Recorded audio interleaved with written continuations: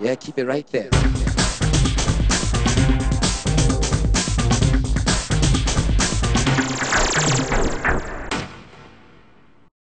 Now you can tell by the scenery in the background we're at Urban Rider Cable, and I found myself a little carny, or aka Josh Robinson. Josh, welcome to the show.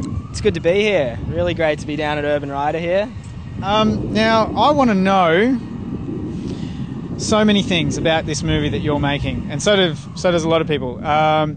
We could ask you the general questions. Let's start with those first. A very sensible approach would be, how long has this movie been filmed for? I guess this movie's been, I don't know, going for about 2.5 years now, so it's been a bit of a mammoth task, but I think it's really been worth it, you know, devoting that amount of time, and, you know, it's allowed us to travel to a whole bunch of different places and get a really good view of what's going on in wakeboarding right now. Well, it is called In Transit, so... It is indeed. There's a definite reason it's been called In Transit. It's been a lot of travelling, so... Who did you travel with? Sorry to cut you off. It's all good. Is it? It is.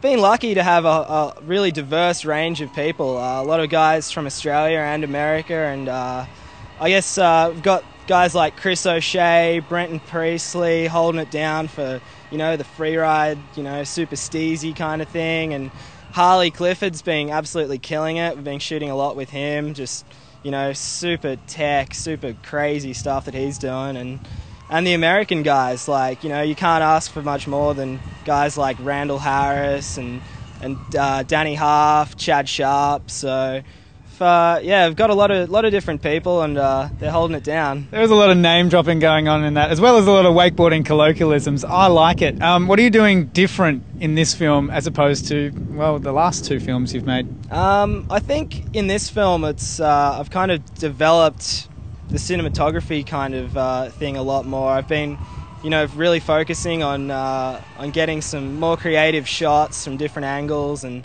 you know, just working with stuff like dollies and camera movement, and I don't know, I guess it's also been good with those guys that I mentioned. They're really, you know, charting the way at the forefront of the sport. So we've got a lot of different, you know, different riding styles. Like, we've done a lot of winching in some really cool spots, and big booty double ups, and yeah, I don't know, I'm pretty happy with how it's going. We've got a lot of different stuff in it. Well, look, just for the viewers at home, I'm actually pretty happy that none of this was actually scripted. Josh has actually said charting the forefronts of the history of wakeboarding, and big booty double ups. That's pretty impressive talk right there. Booty double ups.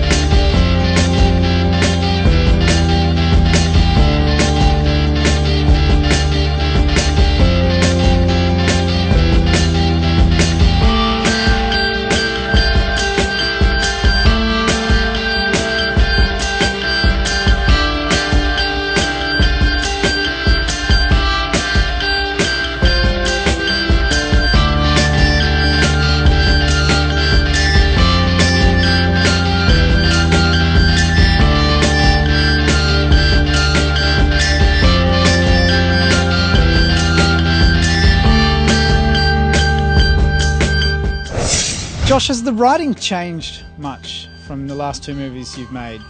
Yeah, definitely. I'd say, you know, for a couple of years there was kind of the view that wakeboarding had become a little stagnant, like, you know, how much further can you go with this sort of stuff, and, you know, adding an extra 180, that's all we can do. But I don't know, I don't think that's true. I've, you know, after, you know, filming for all this time, I've seen that, you know, people are still really progressing it in their own ways. And I think, you know, wrapped handles are really starting to get big again. So, you know, you watch what Chriso's doing and some of the other guys, it's just a totally different sport.